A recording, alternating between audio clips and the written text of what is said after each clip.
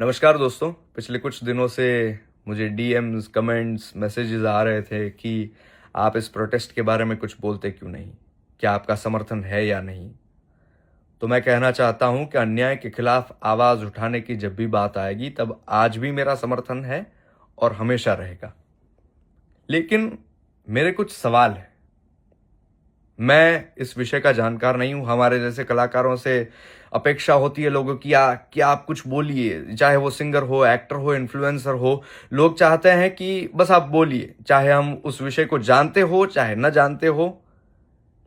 तो क्योंकि अब लोगों ने कहा है तो मुझे लगा कि ये वीडियो से मैं अपनी बात भी रखूंगा और कुछ सवाल भी पूछूंगा। शायद मैं गलत हो सकता हूं, आप मुझे करेक्ट कर सकते हैं इस कमेंट में।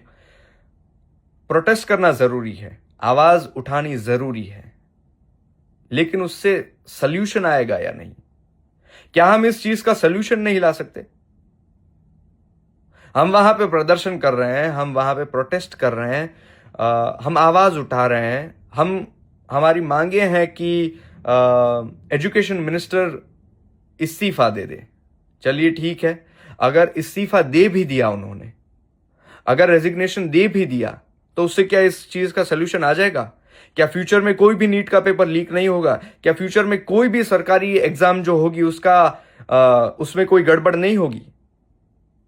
सल्यूशन क्या है? आपको जो लीड कर रहा है, आप उनसे सवाल पूछिए कि इसका परमानेंट सल्यूशन क्या है। आप वहां पे जाके प्रदर्शन तो कर रहे हैं, आवाज तो उठा रहे हैं, लेकिन क्या उस आवाज उठाने से सल्यूशन आएगा या नहीं, यह पूछना भी बहुत जरूरी है। कल जिन बच्चों ने, निर्दोष बच्चों ने लाठियां खाई है, जिन्होंने मार खाया है, क्या उनको पता है कि इस चीज का सल्यूशन है या नहीं? क्या इस्तीफा दे देने से सब सब सॉल्व हो जाएगा? मेरा सिर्फ इतना प्रश्न है कि हमारे पास इस देश में 140 करोड़ लोगों में इतने बुद्धिजीवी लोग हैं, एजुकेशन के जानकार लोग हैं, हमारे साइंटिस्ट्स हैं, हमारे लीडर हैं, हमारे नेता हैं, लॉ के जानकार लोग हैं। क्या उनकी कमिटी बने और वो इस चीज पे सोच के कोई ऐसा सल्यूशन नहीं ला सकते कि आगे आने वाले भविष्य में सरकारी किसी भी परीक्षा में, इस देश में होने वाली किसी भी एग्जाम में ऐसी घटना फिर से ना हो? मुझे लगता है कि आवाज उठाना जरूरी है, लेकिन अगर उसका कोई सल्यूशन ही नहीं है, आप सिर्फ अगर नारेबाजी करोगे, वहां पे अगर कोई स्टैंड अप कॉमेडियन आके कोई जोक सुनाएगा, वहां पे डफली बजा के अगर लोग गाएंगे हम लेके रहेंगे आजादी, उससे सल्यूशन नहीं आएगा। ये केवल कुछ लोग अपने राजनीतिक फायदे उसमें से ले लेंगे। आपका आक्रोश, आपकी जो भावनाएं हैं, उसमें से वो अपने पॉलिटिकल करियर बना लेंगे और आप अपनी भावनाओं के साथ, अपने आक्रोश के साथ वहीं पे रह जाएंगे। हमने आगे भी आंदोलन देखे हैं ऐसे।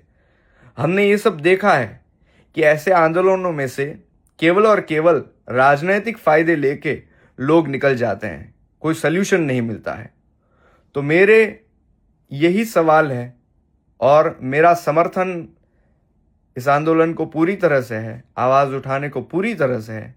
लेकिन मुझे लगता है कि हमारे देश के कुछ बुद्धिजीवी लोग, कुछ जानकार लोग अगर मिलके आगे पेपर लीक ना हो इसके लिए कोई ठोस सल्यूशन लाएंगे तो ये आंदोलन सफल होगा। केवल किसी एक मिनिस्टर का इस्तीफा लेने से या अपने एक ईगो को सिर्फ सेटिस्फाई करने के लिए किसी को झुका देने से इस चीज का सल्यूशन नहीं आएगा। मेरा इसमें कोई किसी पार्टी को समर्थन या किसी पार्टी का विरोध या किसी पक्ष का समर्थन या किसी पक्ष का विरोध नहीं है।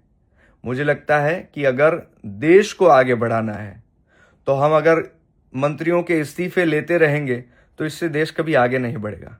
हमारे पास एक अधिकार है मत का, हम वोट देते हैं और सरकार अपनी चुनते हैं और उस सरकार को देश चलाने के लिए देते हैं। और अगर इस तरह से बार बार हम इस्तीफे लेते रहेंगे तो देश कभी आगे नहीं बढ़ पाएगा। तो आई विश एंड होप कि इस आंदोलन की सफलता केवल इस्तीफा लेने से नहीं आएगी, लेकिन कोई सल्यूशन देने से आएगी। Thank you.